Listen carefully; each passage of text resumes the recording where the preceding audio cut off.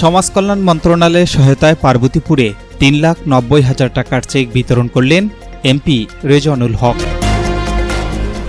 আসসালামু আলাইকুম।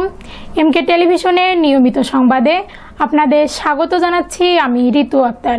এতক্ষণ শুনলেন সংবাদ শিরোনাম, এখন ডেস্ক থেকে বিস্তারিত। দিনাজপুরের পার্বতীপুরে সমাজ কল্যাণ মন্ত্রণালয়ের আর্থিক সহায়তা কর্মসূচির আওতায় দরিদ্র ও অসহায় মানুষের মাঝে অনুদানের চেক বিতরণ করা হয়েছে।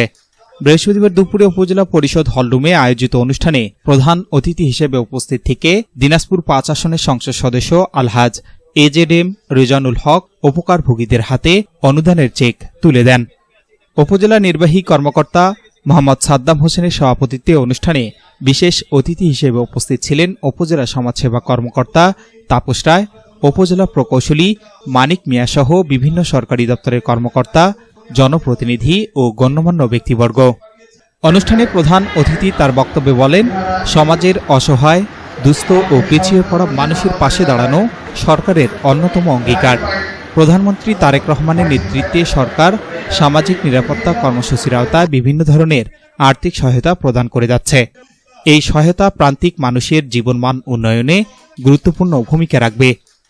উল্লেখ্য, সমাজ কল্যাণ মন্ত্রণালয়ের এ বিশেষ আর্থিক সহায়তা কর্মসূচির আওতায় দিনাজপুর ৫ আসনের মোট ৩৯ জন দরিদ্র ও অসহায় ব্যক্তির প্রত্যেককে ১০,০০০ টাকা করে অনুদানের চেক প্রদান করা হয়েছে। এই সহায়তার মাধ্যমে উপকারভোগীরা তাদের জরুরি প্রয়োজন পূরণে কিছুটা হলেও স্বস্তি পাবেন বলে আশা প্রকাশ করেন সংশ্লিষ্টরা।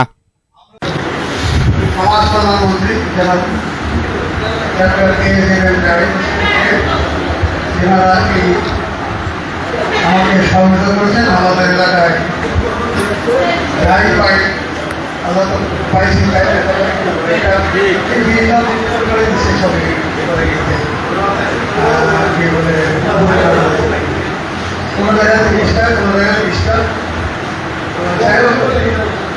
হয়তো দায়ী সাহেব ছিলাম, এটা করেছি। আমি আশা করি আগামীতে সেখানে যে প্রোগ্রাম হবে, আমি দায়ীদের সরকার কথা বলছি,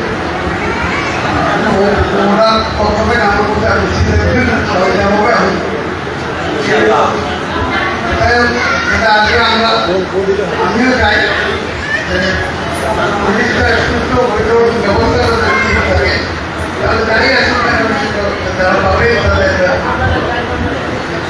তাদের উপকারে আসবে। আল্লাহ যেন আমাকে ভালো রাখতে পারবো অভিযান করেন। সেই সাথে আজকের এই অনুষ্ঠানে আমাদের আজকে যিনি সভাপতি করছেন যেমন সাদ্দাম হোসেন সাহেব সহ সবাইকে ধন্যবাদ জানাচ্ছি। আজকে পেরেছেন আল্লাহ আমাকে ভালোবাসা দান করছেন। সবাইকে ধন্যবাদ জানাই। বিশেষ করে যারা উপকার নিয়ে আসছেন ধন্যবাদ জানাচ্ছি। সবাই ভালো থাকেন। আগামীতে আরও